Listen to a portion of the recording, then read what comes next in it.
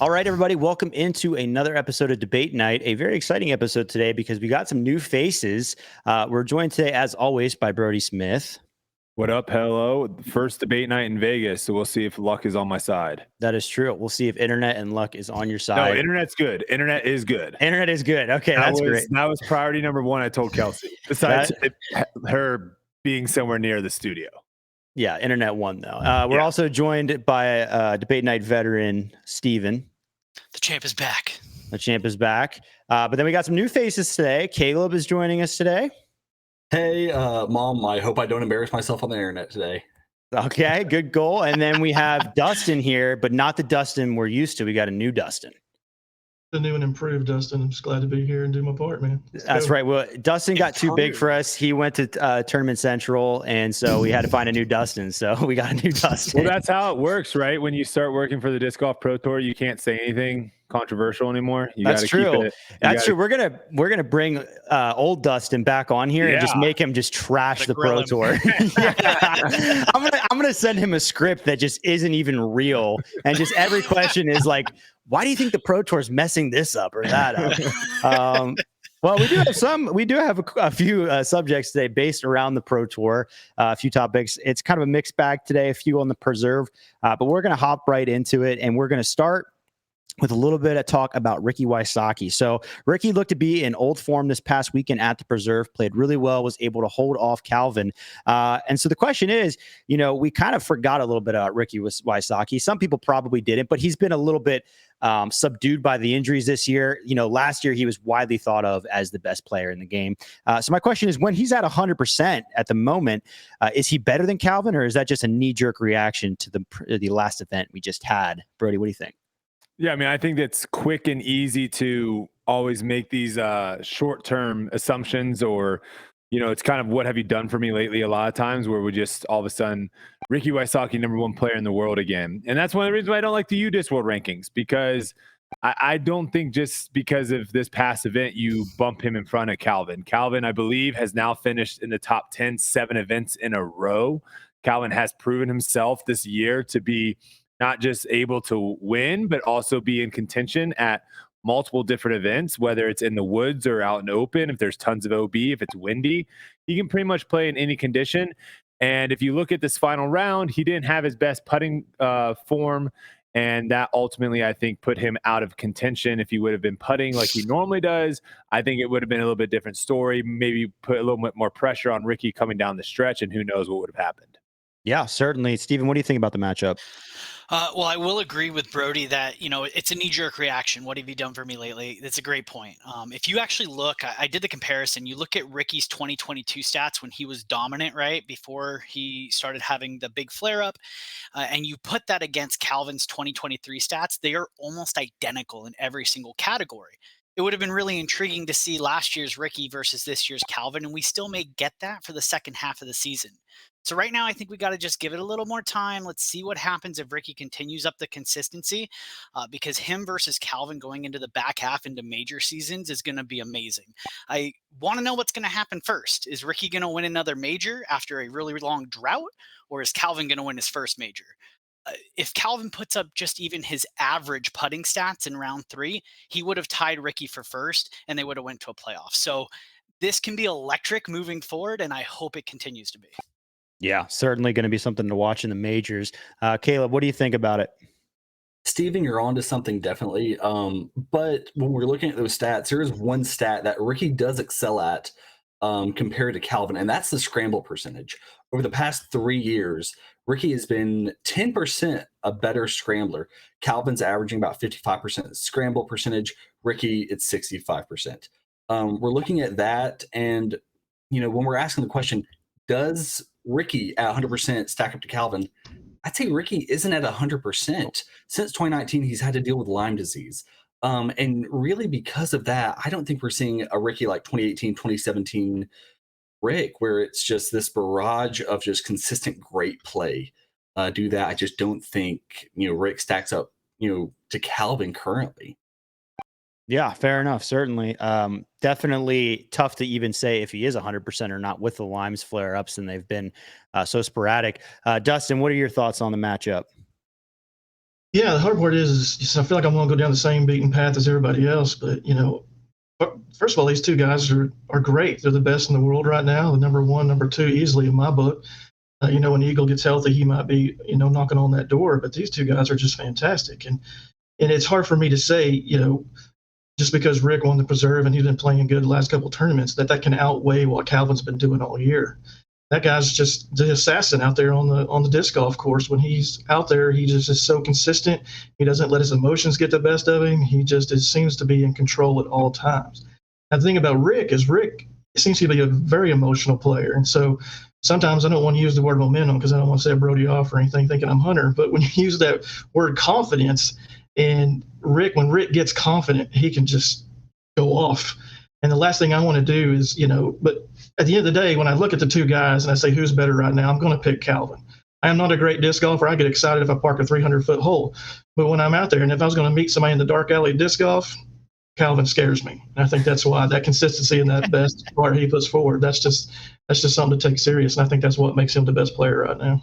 Yeah, fair enough. It is very easy to always point to Calvin when the consistency is there, that on any given day, that's one guy you don't want to have to try and beat. Brody, do you have an additional point? Yeah, I want to talk a little bit about Steven since he's fresh on the show. He threw out the 2017 Ricky. And let me just... You're talking about Caleb? Caleb. Sorry. Caleb. He threw out 27 Ricky, and he wants to see 27 Ricky. Well, let me 27 tell you, Ricky? That's 2017? 2017. Sorry, whatever. I'm all over the map. He wants to see more of 2017 Ricky. Well, this is what I'll say to that. I would love to see guys like Johnny McRae, guys like Devin Owens, guys like Cameron Colglazer, guys like Zach Melton, Michael Johansson, Andrew Fish, Steve Brinster, Logan Bowers. All these people finished in the top 20 at Worlds in 2017. Classic Brody, man. 2017 is not 2023 or whatever year we're in. Classic Brody. It's a completely different field. Getting top 10, 7 events in a row, that is impressive. In the field, that the strength of the field that it is now, that's impressive. I don't think Ricky has gotten worse than he was in 2017. I would argue that actually Ricky's a lot better now than he was in 2017. I bet if you asked him, he would probably say the same thing. Fair enough. Tough to say. Certainly going to be interesting to watch those two battling as we get further into the season. Just a points update before we get on our next subject. We currently have Brody, Steven, and Dustin each at 3 points, Caleb with 2. Moving on to a little bit about the course at the Preserve. So obviously the Preserve is held in pretty high regards in the disc golf community just because it's one of the few properties that is owned and specifically tailored for disc golf. And that's really what it's exclusively meant to be. Now, this event has historically, since its existence, has been more of a shootout type event. Fans have come to know it as that.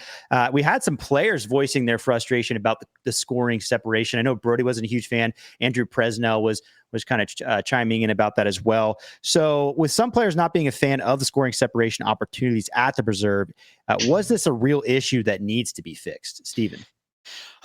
So I think that it should be fixed on a tour level scale, because if we look at the tour in a whole, I think that this is a problem throughout a lot of tournaments that are played. A third of the field in this tournament shot 20 down or better through 3 rounds. In my opinion, I don't think that makes for an exciting tournament. That's just me. Now, that being said, I think the separation here was fine. It actually matched or was even better than some of the other tournaments. So Hunter put out a tweet basically indicating that there was 7 strokes between top 10 and top 50th. And first of all, that was wrong. When I actually looked at it, it was 9 strokes, which is more than OTB or Des Moines.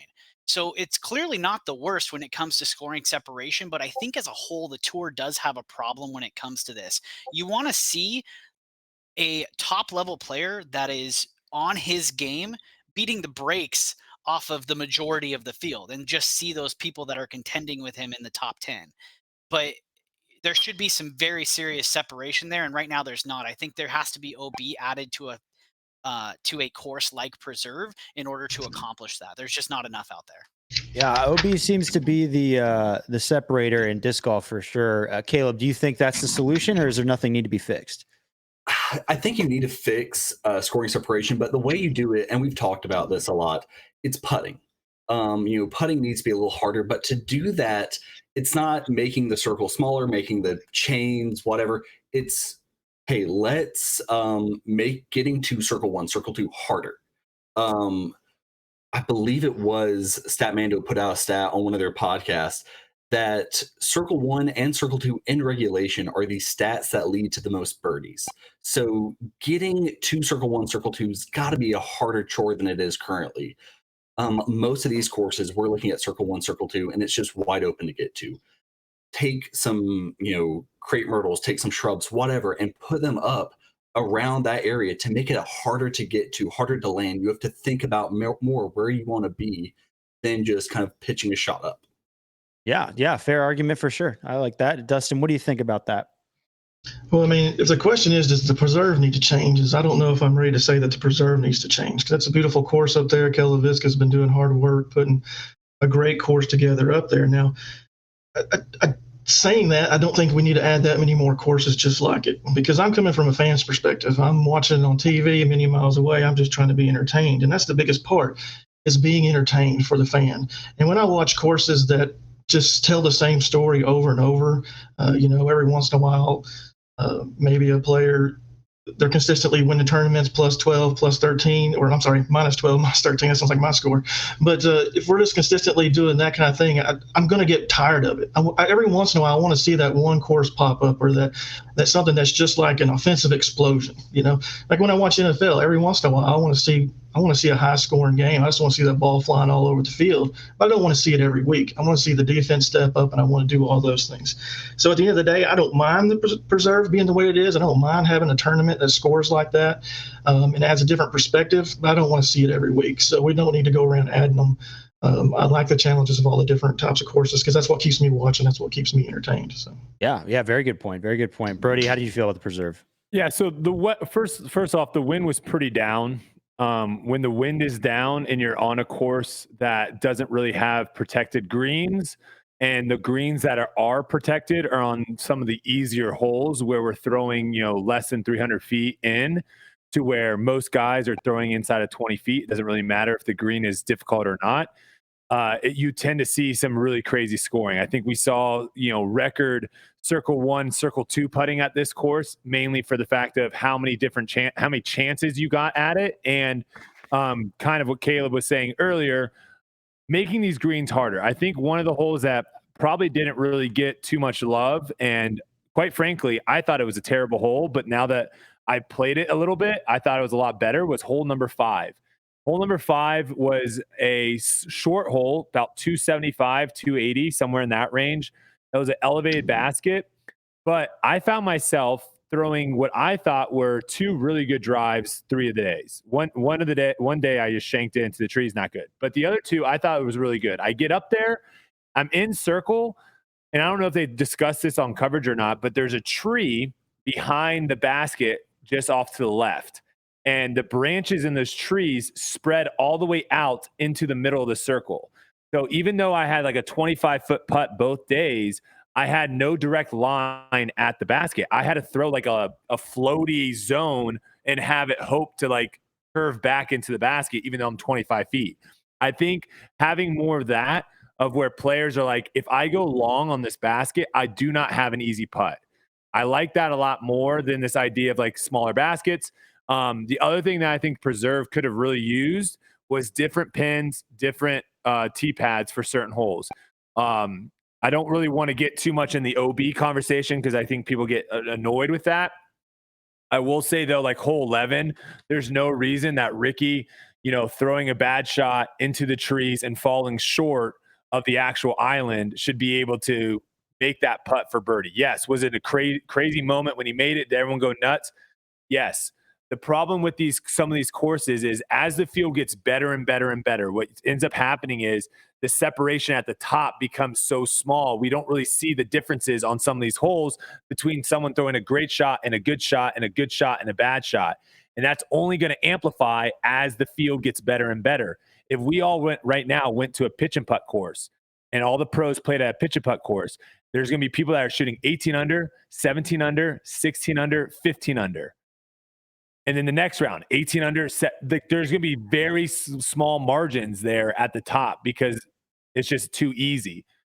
This obviously is a little bit more of an exaggeration on the preserve, but something that needs to be looked at because right now we have 30 players that are good. What happens when we have 70 players that are good? We're going to have, 25 people tied for second? 5 people tied for first? Is that a bad thing? Yeah, because what Andrew Presnell was saying is there's no real separation. The fact that you can basically throw your shot wherever you want and still be able to get up and down for birdie, that doesn't necessarily show you who the best player is. Now, if there was OB, I think Ricky still probably would have won this tournament. The way he was putting was really, really impressive. But my point is, I'm going to lean to Andrew on this and just say, like, there's certain times, and trust me, I found a lot of those areas where I found my disc, and I'm like, how am I not getting penalized from being over here? I'm not getting penalized at all. I threw 150 feet away from where I was trying to throw, and I'm not being penalized. I think that's the problem with some of these holes. Yeah, I mean, it's a valid point. You know, you want to, if you're a player that is throwing really well, you want to see a player throwing bad shots get punished. I mean, imagine if that Ricky putt for birdie comes late in the tournament and you're a guy that just hit the island. You're thinking, are you kidding me? Like he gets a birdie look, even though he threw an awful shot and I hit the island like that. That can be frustrating because you have to cater to obviously to the audience. That's a part of it, but the players have to enjoy what they're doing at some point, and they have to feel like their hard work will separate them from the field. So yeah, it's a give and take for sure. Definitely a little bit entertainment is important because live disc golf is kind of struggling a little bit. That's kind of as we head into our next topic. They've still been struggling to bring in a large audience on the Disc Golf Network. The streams are never really holding more than a few thousand concurrent viewers, even at some of the bigger events. Is this the free YouTube one on Friday? Is that what you're talking about? No, we're talking about the network. We're talking about all behind the paywall on the network. Okay. Yeah. So regardless of what their subscriber count is, the actual nowadays you can see how many viewers are on the stream and nice. And yes, so that's why I know this. And you're never really impressed by the number. Yeah, Steven's kind of letting you know you can hop in there on like the third round and see 3,000 people in there. Tour Life is getting close to that. Watch out. Yeah, nothing crazy. So the question is now the time to change their model, or will time eventually win over more viewers? And is that the biggest adversary? Caleb, go ahead and start it off for us. I think they need to change their model just a bit. Something that I think the Disc Golf Network really needs to utilize is the fact that they have acquired Jomez. Really and truly, why is Jomez releasing a day late? Why are they releasing, hey, the round's Thursday, we're releasing it Friday? Go ahead, if you want to get more viewership, push that back 3-5 days at a time.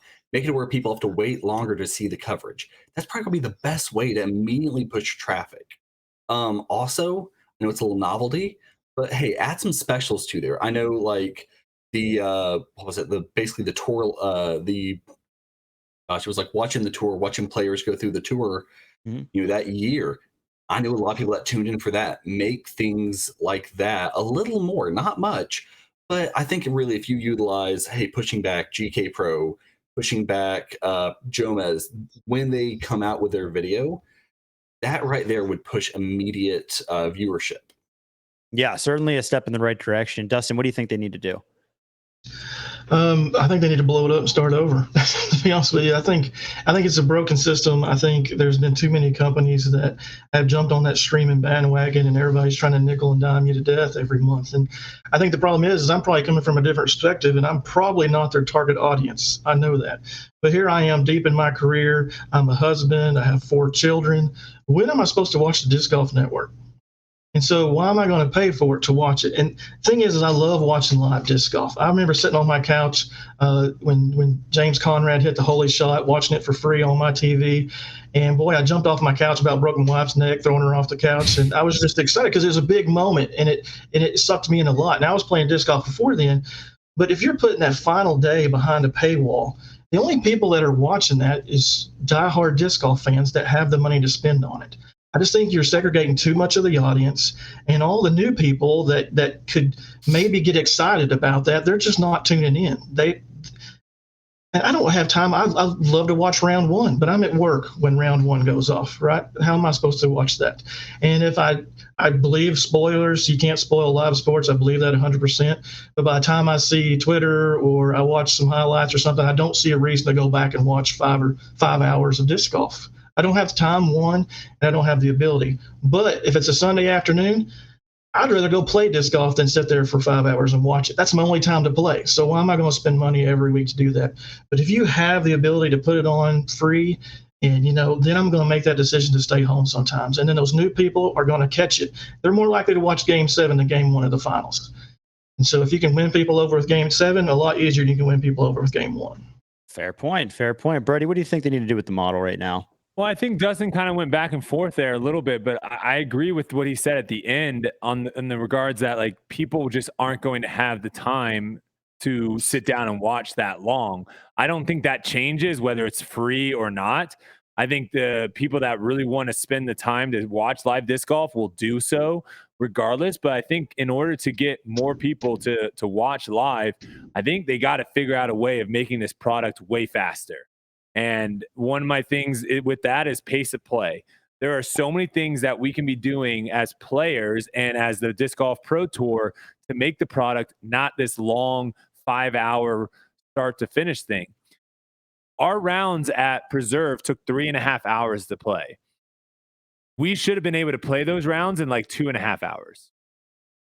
There was multiple times where we were waiting, 5 minutes on every tee pad for 5 or 6 holes in a row. There was one time where there was a 4-hole gap between one card and another card. There are too many players right now that play way too slow on tour, and they do so selfishly. And I want to say to them, listen, this is a product. If people aren't tuning in to watch you play, you don't have a job. So I get it. You're like, I don't want to go out of my rhythm. I don't want to walk too fast to get my heart rate over 120. Whatever it is, the thing is if we don't make this product faster, because that's what I always hear. I don't have time to watch 5 hours. I don't have time to watch 5 hours. How do we get faster? How do we make it quicker? How do we get it to where you can sit down and for an hour and a half, watch the entire back nine and not have to sit for this long? I mean, we got to play faster. Walk faster after the tee pad. If you're doing scores and if you're getting scores and we get to the tee, bust it out and quickly say, hey, we all tapped in for 2. Go. Let's go. What are we doing? It's honestly one of those things of where it is rounds that are taking so long that I played 24 holes today in an hour and a half or so with my buddy with a cart. And he throws 250 feet max. And we just played Wild Horse, which is a long course. Disc golf does not take long. Putting, we're not walking around the greens checking the slopes. It's a very fast sport. And another way we could do that is also limiting foursomes. This is a hot take, but I get it. Foursomes, they need to have 4 people because they want to film as many people as possible. I don't care if it's an advantage or a disadvantage. I'm all about the product.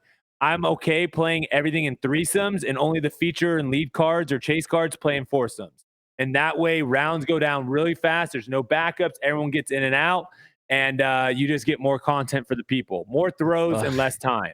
A lot. Wow. Very, very passionate presentation there from Brody. I will say one thing I picked up immediately watching the PGA Tour in person was if you watch them hit their drive, even if you were 20 yards down the fairway and then tried to walk at their pace, those guys move. When they were walking, they fly down fairways. I think Tony Finau walks faster than I run. But Steven, what do you think about the product right now? Do they need to make some changes or is it time just not on their side? Well, first off, I think we found Brody's pet peeve for Tour Life tonight. Yeah. Oh my gosh. But right this moment, like right now, no, I don't think you change anything right this second. I think you finish out the season. The Pro Tour has already shown that they are willing to make changes every offseason to continue to better the product. So I don't think you change anything right this second. But a change is definitely needed if the ultimate goal is to grow the tour itself. I try to separate the tour from the sport because the growth of disc golf is huge. You had a huge boom with COVID with all these people buying discs and all that stuff. I think a lot of that happens without the Pro Tour even being existent. I think the Pro Tour, the only reason I found the Pro Tour as a general disc golfer was because I wanted to listen to disc golf podcasts. And I then found out about the Pro Tour, and they do not market. They have to market their product outside of disc golf. The only people who see anything about the Pro Tour are those within the bubble. When you're on Twitter, you as a consumer, you only see disc golf stuff if you're following disc golf stuff. And so I don't think the professional scene is being marketed very well. I know that the Pro Tour is trying to better the tour for the players right now, but I think that they're doing themselves a disservice without marketing it, because marketing is going to create more dollars coming into the Pro Tour and therefore create a better environment for these players and ultimately a better product for the viewer. And then as far as the specials go, I wanted to talk to the specials really quick. They have a ton of specials on the network. They don't market it, so nobody knows that they exist. You gotta market. They gotta hire somebody that knows how to take this thing to the next level. I will say somebody told me, or I think Hunter told me yesterday, that they did a special on Valerie Mandujano and her whole ankle situation, which I've been wondering about for like months. I didn't know about it. But what were you gonna say, Brody? Oh, they did show commercials during their broadcast of that, but that's also like their broadcast. That's also like telling people to be a subscriber during their broadcast. But no, Steven, have you ever played Highlight? Highlight? No, what's that? I know about Highlight. You want to go to a tournament and watch it? Right, exactly. Although I get that. Do you want to go to a tournament and watch Highlight? If somebody told me what it was about, maybe I'd be interested. For $25? I've never heard of it before. Tell me about it. It's the fastest sport in the world. My point is like I get where like a lot of people are like, we just need to market it. You need to get more people playing disc golf. That's the important. There's a ton of people. There's a ton of people playing disc golf. There's not that many people playing disc golf. There's millions. In Southern California, there is. What I'm saying is compared to other sports, it's really not that big. And my point is, you're not going to have some random person that doesn't know what disc golf is get a commercial about the Disc Golf Pro Tour and be like, oh yeah, I want to go do that. This is not going to happen. You can market it local courses, though. I would agree with Steven. There's a lot of disc golfers that don't know about the Pro Tour either, and you have to market outside. There's like a close disc golf bubble, and then there's a much bigger one. Market to those people that know about disc golf. Targeted marketing. But sure. Okay, does Coca-Cola and Pepsi still market? Yeah. Yes. Are they the biggest soft drink manufacturers in the world? Everyone knows who they are. Exactly, but they still do marketing. Yeah, so you remember, holy crap. Exactly. Coke's good. I forgot about that. I need to go get it. No. Yeah. You're making an argument of like talking about like some random drink that just all of a sudden it's wait, what's your point? Caleb, finish your point. Okay. The Disc Golf Pro Tour is so small, and we're just like, hey, we don't need a market. Okay, we're not going to do marketing. Coca-Cola, Pepsi are two of the biggest soft drink companies. Who said they shouldn't market? Well, they're marketing within themselves. That's what I'm saying. Is like they're not like going out. I think we agree with that point. That's what I'm saying. Yeah. Yeah. No, I agree. I think I don't think they need to spend any money marketing to people outside of disc golf. No, targeted marketing. I think it's a waste of money. I don't think you market outside of disc golf. I think there's a larger disc golf bubble that is not being hit, because I think there are a lot of people that casually play disc golf that aren't following disc golf. That's the bubble you got to hit. That's more my point. Caleb, everyone drinks sugary drinks though. That's the problem. Like everyone likes. We're not going down the Coca-Cola stream right now. Do you drink Coca-Cola, Brody?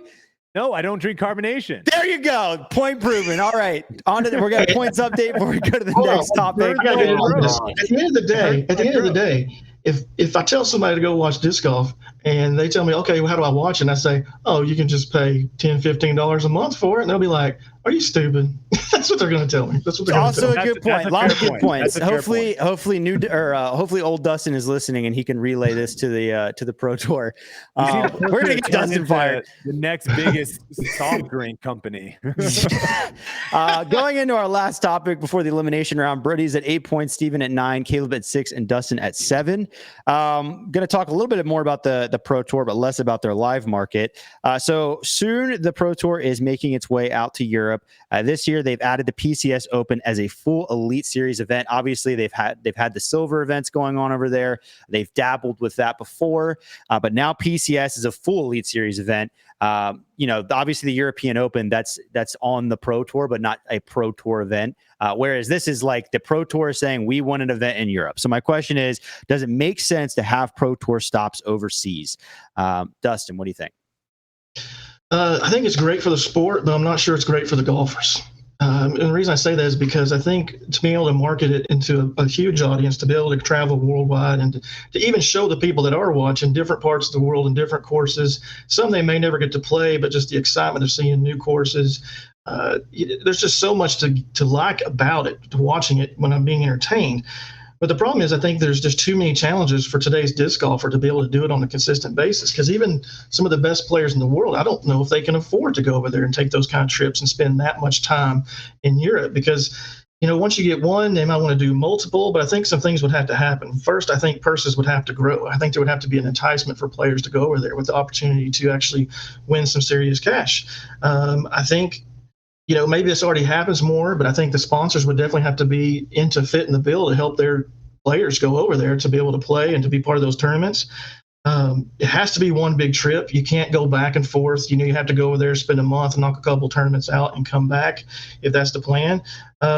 But you also got to get more cameras on people. I think the biggest challenge Disc Golf Network has, and just the Pro Tour of showing us the product, is there's not enough cameras on people. So there'll be people that go, and I could be a fan of them, but I'll never see them throw a disc on those courses. So we're just not seeing enough players throw. And I think they need to do those things.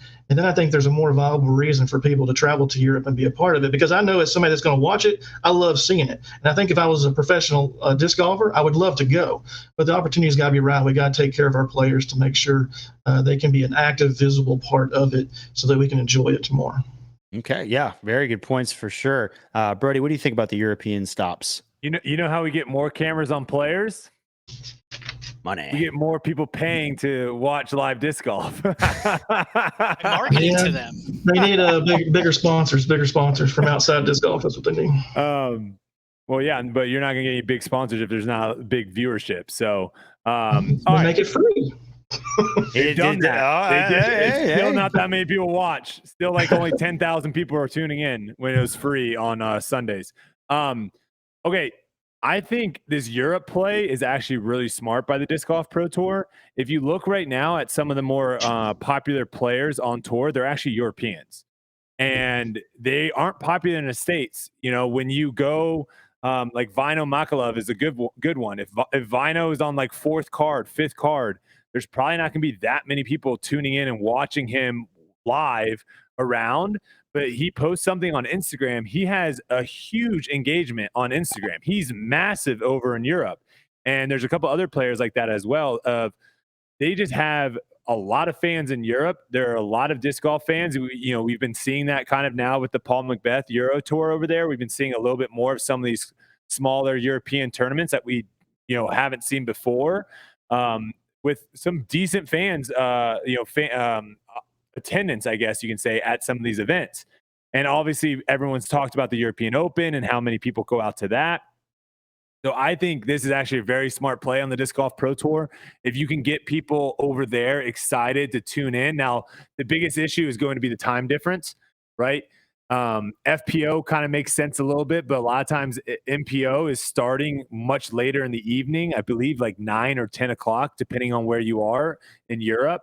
That seems like it's a little bit too late, but all that being said, I like this play a lot, and I could totally see them doing more of like a month tour of where they have maybe an event before the European Open and an event after the European Open. We go over there for 3 or 4 weeks, and then we come back. And to answer Dustin's question, there are a lot of players that get their travel currently covered by sponsors, so that wouldn't be an issue for the top players. For some of them, certainly. So Brody likes the Euro Tour. Steven, what do you think? I also like it, but I do agree with Brody. You can see it this season. So you look at the European Open this season, and the top 20 players, 25 players are in it. They're registered for PCS, they're registered for the European Open. And so there's already an interest from the players. And one of my biggest points is this is the Disc Golf Pro Tour, not the United States Disc Golf Tour. So I think that if the Pro Tour wants to continue to build their marketability, their notoriety, that I think the European Tour is a great first step. What they're doing with Paul this season is amazing. It promotes the tour, it promotes disc golf in general overseas. A bigger tour, more area covered equals more money, equals more notoriety. I think that ultimately, if you want to do something for the pros that can't make it, run some silver events in the States while you're doing the Elite Series over there, like you're doing right now with the silver events that you're running in Europe, while the United States is having the Elite Series. So I think that that's probably a way to balance it out a little bit, but ultimately it's a good move. Okay. Caleb, do you like the Euro Tour, or do you think it's a waste of time? I actually do like it. The fact that Europeans will probably, can you hear me? Yeah, we can hear you. Okay, yeah, they're just rudely interrupting you. You may continue. I just laughed at you saying a waste of time. Go ahead, Caleb. I think the Euro Tour and going over to Europe to play Elite Series is a good idea. Look, right now we've got a lot of American disc golfers that aren't going to pay for the Disc Golf Network. Europe is a untapped market, and if we're not going to touch that, what are we doing? I mean, that is a market that, as we know, people are obsessed with. We see spectators at all their events. It's packed out. Look at DDO a few weeks ago. From the cameras, it looked like there were 50 people out there. It was just sad. Compared to European Open last year, even though it was a major, I mean, that place was packed out. So I definitely would say, hey, it's a great thing to invest in going forward. And if we can get eyes over in Europe and then translate back to dollars over here in the States, that's definitely worth it.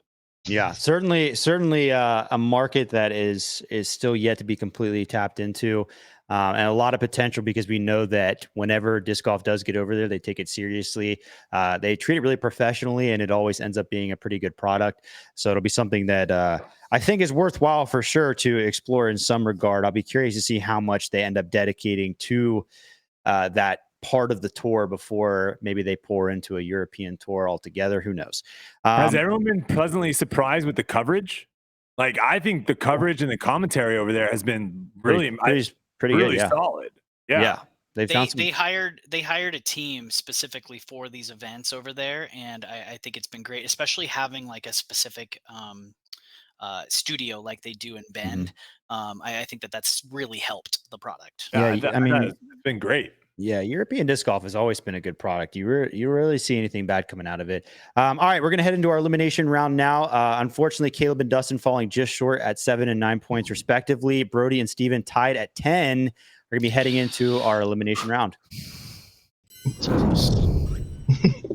All right, here we go. Rapid fire time. We've got 3 topics to decide our winner. Since you are tied up, I will have Brody guess a number between 1 and 10.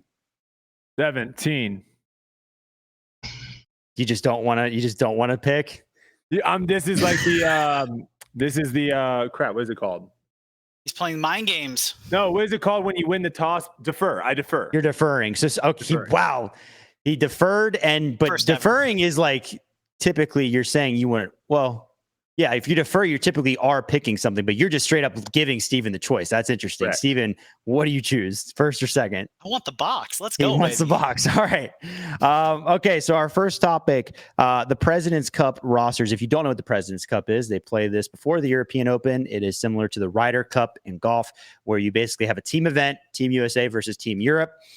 The rosters were recently announced, with many being confused by the Team USA selections in particular, due to members being selected based on the end of 2022's performance. When this roster first came out, my mouth was open. I was like, why is Calvin Heimberg like a maybe alternate?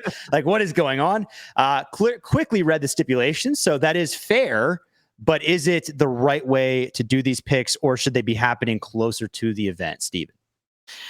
First of all, huge miss by the Pro Tour and by or I guess it would be the European Open with how they're doing this. I think that by doing it the way that you are now, you're not capitalizing on this season and the fandom that's been created by the recency bias of the top players from this season.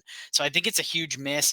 I definitely want to see some more Thunderdome style. I want captains choosing players and like ruthlessness. Like I want the best players on my team to compete and win this event. And so right now, you're not getting that. I would love to see that in the future. Hopefully they hear the chatter and they make some changes. But for right now, it is what it is, and hopefully we still get a great event. Yeah, definitely tears away from the narrative we've been building. Brody, what do you think? Well, they actually do have a captain's choice, so that's good news for you, Steven. The other thing is that I don't really like is they have a fan choice. If I'm Europe, I'm immediately voting for the worst player out of the selected player. Like that's the stupidest thing. I don't know why there's a fan thing. Secondly, until this event is actually separated more from the European Open, I don't think it's going to be that big of a deal. But right now, it kind of just feeds into it versus it being a standalone event.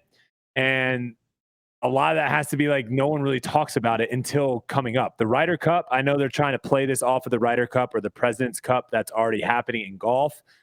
Those things are discussed months in advance about who right now has the points, who's looking, who's on the bubble, who do you think the captain's going to choose. Those things are all discussed far in advance of this event. This doesn't really have that sort of luster or like history. No one really cares, it seems like, until leading up to the event. I would love to see people talk about, oh man, this person is right now in the bubble. He needs to finish this place at this tournament to be able to get knocked into it. And I think for sure this 2022 thing that the year before needs to go away. I think maybe that made sense back in the day because you had to give people a lot of time to be like, hey, you're going to have to come to Europe. Now people are buying their flights a month in advance. You don't need to do that much more time. Let this thing run up maybe a month before the tournament and let us get some excitement building on who's going to make the team and who's not going to make the team.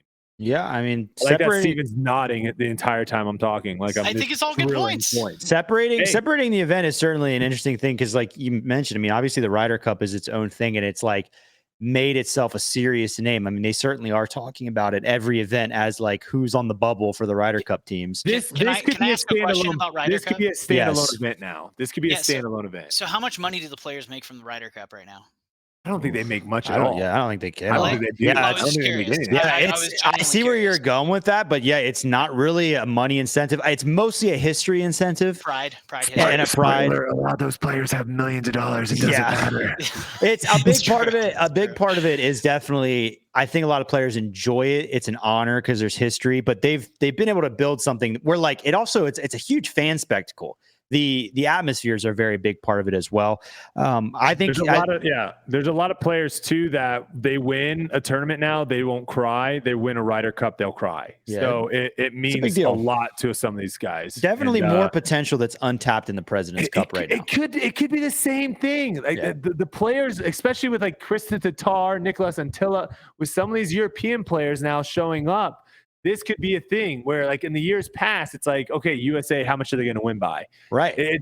Now it could be an actual thing going back and forth. I would love to see it be a standalone event. Oh, yeah. European teams are no jokes these days. All right. So still tied up at 12. Brody will lead off with this one, kind of playing off of the last subject. But we've seen the Pro Tour experiment with they had a match play tournament for a few years there, but they kind of moved away from that. We've seen golf kind of toy around with these more, I call them exhibition, but different style events. Was the Pro Tour wise to move away from the exhibition style events such as that match play, or should they be leaning into them more and trying to give them more of a fair shot? Brody, what do you think?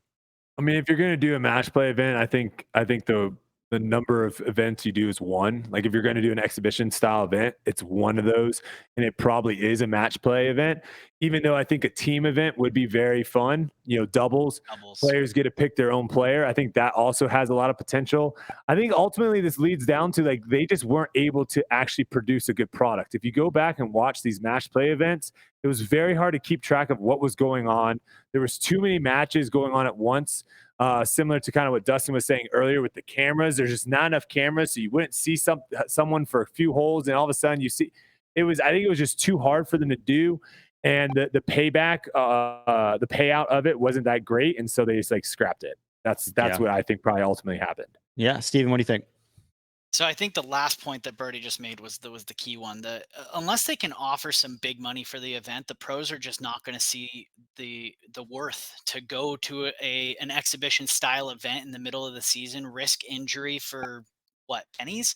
I mean, ultimately, you're going to see a lot of pros take that time off. But when you had an event like the Big Money Skins, as much of a fire fest that was, it generated a lot of interest from pros because they were putting up $50,000 to first place. So you have to find a big sponsor if you're going to have an exhibition match. You have to find someone that's going to put up that money to make it worth their while in the middle of the season to go do something like that. If not, then let Jomez film some doubles rounds and create events out of those potential tournaments and put them up as off-season content.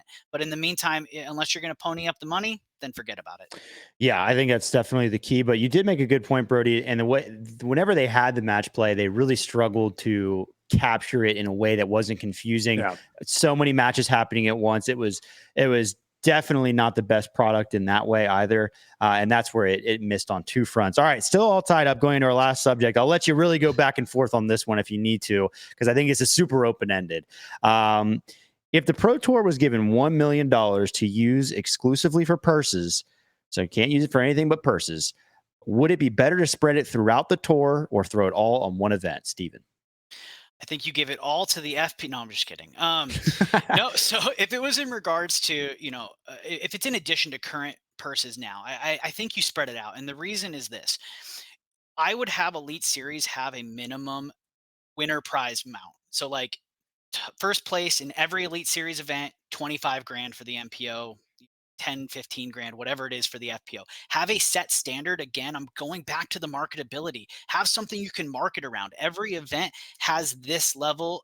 This is what you can win at each of these events. Elite pluses, put them at 40K, and then have a substantial amount for that tour championship, something that, again, that you can market around. Winner of the tour championship, $100,000.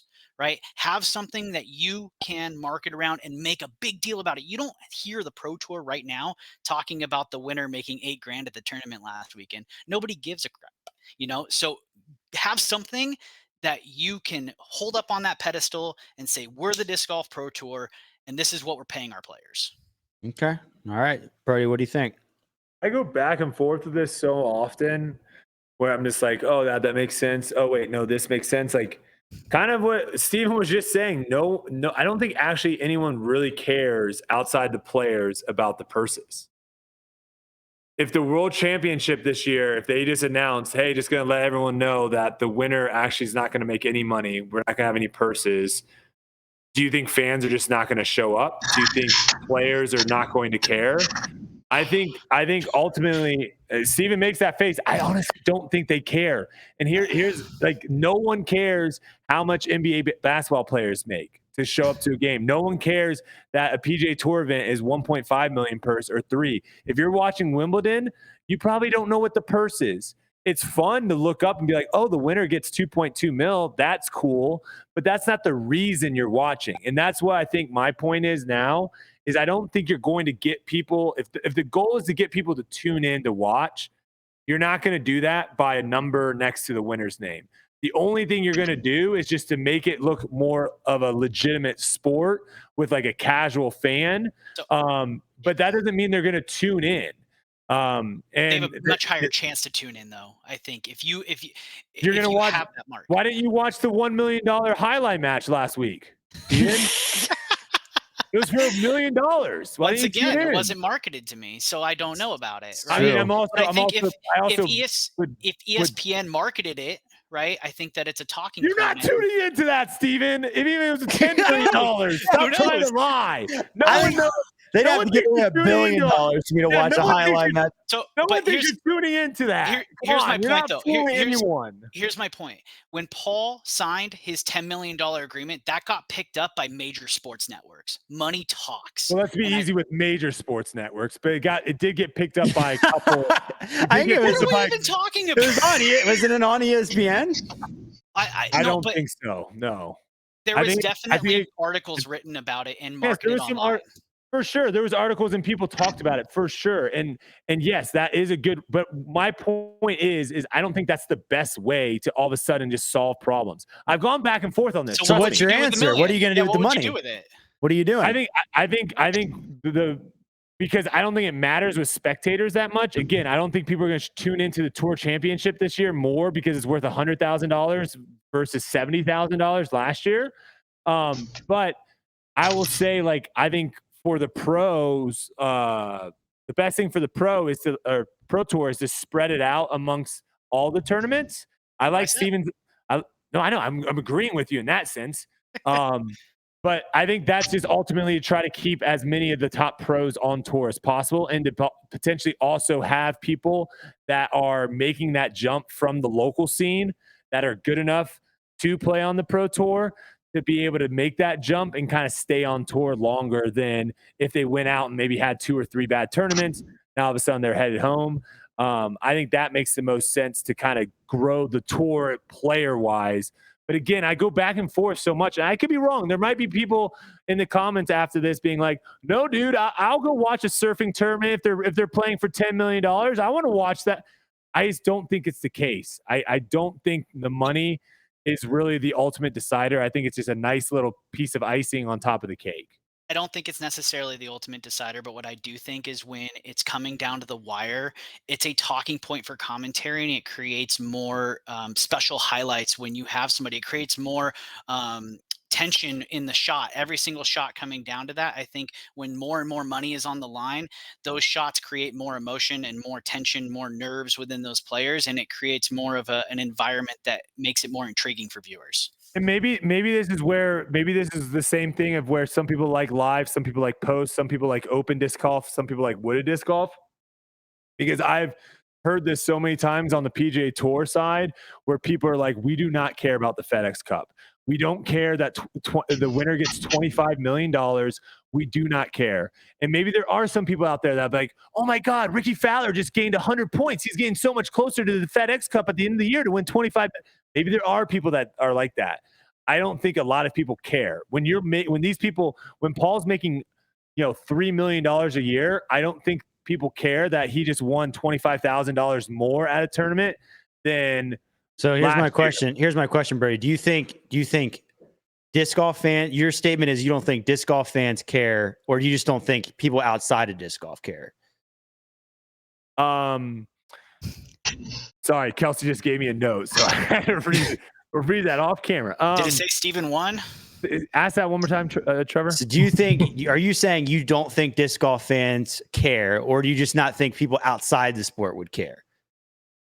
So I don't think disc golf fans care ultimately. I think as the sport continues to grow, I don't think they're going to care that the purse is $1 million and last year was 500,000. I don't think they care. I think they want to watch good, exciting disc golf, and they want to see that.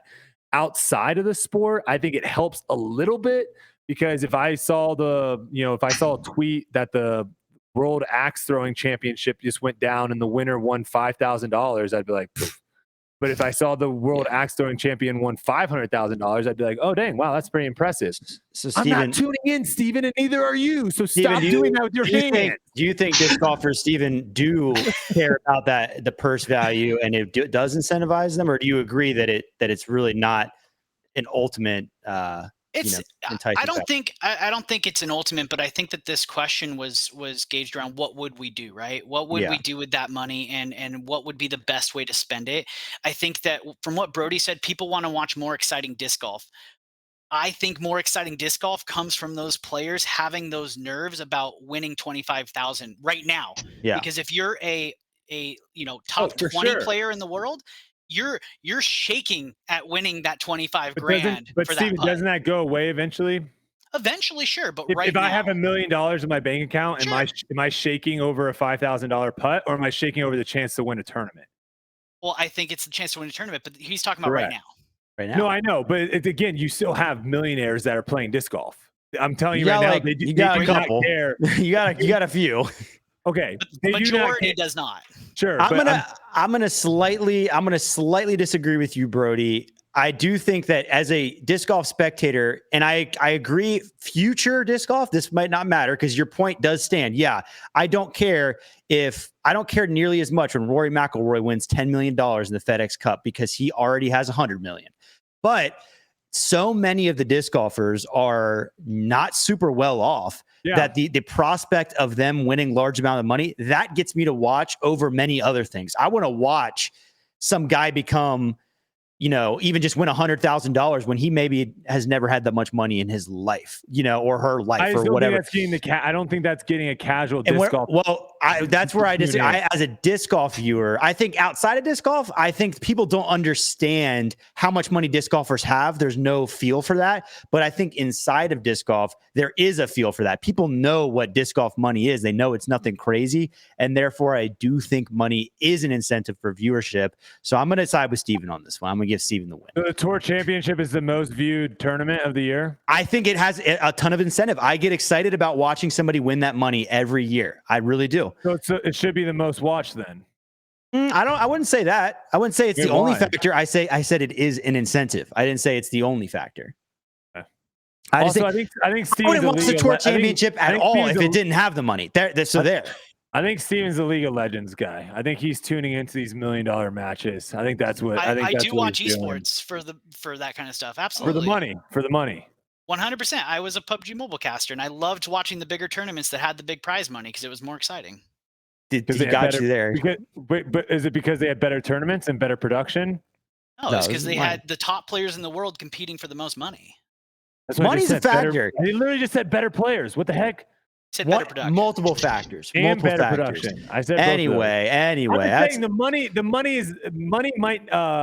might be the thing that like leads to a better product, but I don't think as a viewer that is the thing that matters. That's one of the things. Point. I think it's one of the things. Yeah, I think it's one of the things. I think it matters. It matters a great deal in disc golf. There that agree with me. I hope so. I'm sure there is. I'm going to be very sad because the fact that everyone's like, yeah, I want to see these pros play for millions of dollars. Weren't we just talking about not that long ago? Like people were getting pissed off that pros were making a lot of money or tournament directors were making money. Isn't that like a thing in disc golf? Are there a lot of people that don't want people to make money in disc golf? Am I crazy? There are. They're not the players. No, they like when the players make money, just not anybody. I need to get a chair. I don't think I can do another standing debate. That was a pretty bold choice. Your back is going to be in we don't shambles. have a chair yet. We don't have a chair yet. Oh, okay. That makes sense. All right. Well, that was another episode of Debate Night. Hopefully you all enjoyed. Thanks again to Caleb and Dustin for joining the show today. Some new cast members. We're always looking to have new people on, and we'll certainly have them back on. Steven, any final words after your victory? The controversy is over. 3-time, baby. Let's go. Steven is becoming a serious threat on the show. I will certainly say it. He's found his groove.